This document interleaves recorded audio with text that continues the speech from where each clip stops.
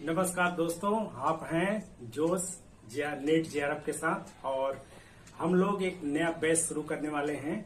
और यह दिसंबर 2025 में जो नेट जेआरएफ के एग्जाम होने वाले हैं उसके मद्देनजर किया गया है ताकि हमारा जोश बरकरार रहे।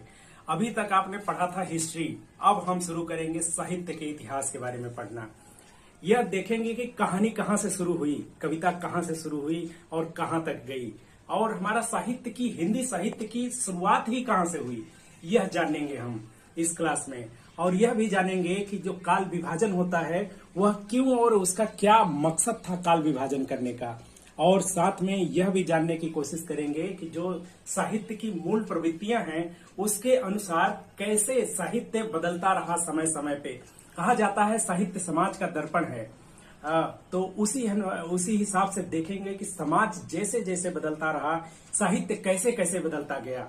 यह सारी चीजें जो हैं वह हमारे इतिहास में संचित हैं।